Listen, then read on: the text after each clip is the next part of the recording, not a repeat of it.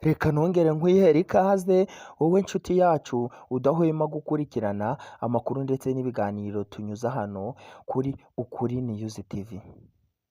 Reka nkubwire ngo wowe wamaze gukanda subscribe uri uw'agaciro gakomeye kuko buri gihe cyose dushyizeho inkuru cyangwa se ikiganiro ukibona mu ba mbere, bityo tukabasha kubana 5 kuri 5. Rero reka nkwibutse ko nawe utari wayikora ushobora kubikora aka kanya, ukaba utanze umusada wawe kuri iki gitangazamakuru ndetse tukajya tubasha kubana buri gihe cyose dushyizeho inkuru cyangwa se ikiganiro. Aha niho tunyuza amakuru y'ukuri, dore ko tujya mu bwiru tukabamenera amabanga yandi aba yaragizwe ibanga nyine, tukabasha kubahereza amakuru agiye atandukanye ndetse na yandi aba ari gucaracara ku binyamakuru bigiye bitandukanye.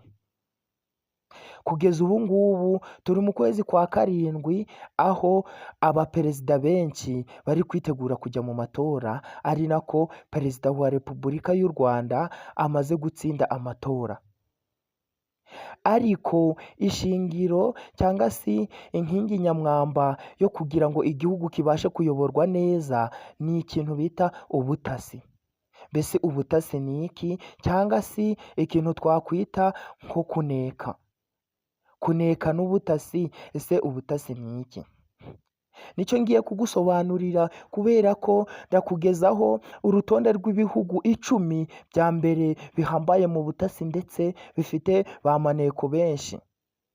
Twagiye twumva intambara ndetse duhere no ku ntambara y'isi, aho bimwe mu bihugu bikomeye byagiye bitsindamo agatwe bikabasha kuba byasibanganwa ku karita ndetse bikagira n'ibyago bikomeye kugeza na n'ubu ngubu byabaye karande, aho bamwe mu barwayi cyangwa se bumwe mu burwayi bwagiye bugaragara ko bwatewe n'intambara y'isi, kuva ku gisokoruza cya so wanyu kugeza kuri wowe n'umwuzukuru wawe akavuka afite ikintu bita nk'imvune cyangwa se urugingo rutuzuye kubera intambara ya mbere y'isi.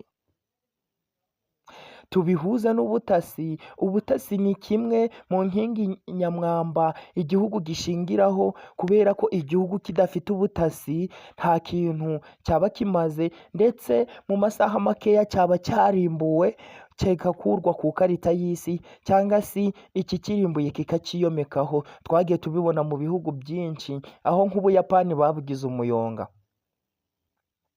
Kugeza kuri iyi nshuro ubutasi ni nkabwo nkingi nyamwamba cyangwa se ni nkaryo shingiro ry'ubutegetsi buba buriho muri icyo gihugu.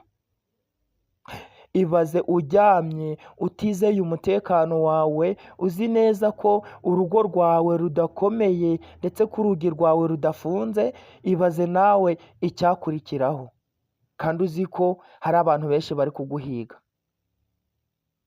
Reka nkubwire ngo ubutasi ni ikintu gikomeye, anariyo mpamvu uru rutonde rw'ibihugu bigera ku 10 bifite ubutasi buhambaye twabashe kuba twacukumbura akantu ku kandi, tukagera mu bwiru bw'ubwami bwo hambere kugira ngo tubashe gukora iyi nkuru. Byadutwaye amasaha yagera ku 128 ndetse n'ibitabo bigera kuri 6, dore ko twifashishije igitabo Philosophe Cafeti cyo mu Bufaransa kugira ngo tuze kumenya neza abantu 10 babashije kuba bagera ku butasi bwa buri gihugu, natwe tukaza kugukurira mu rutonde rw'ibihugu 10 mu bihugu 30 byari byakozweho iperereza cyangwa se ubutasi nanone, kugira ngo tuze kukugezaho aya makuru.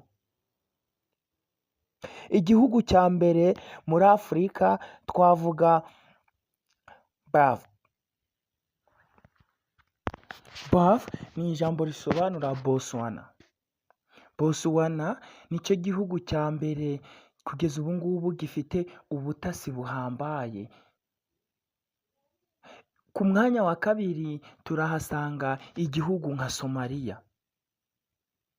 Ubu ngubu mu mitwe yacu dusigaye twibaza, ese ku mwanya wa gatatu turahasanga ikihe gihugu?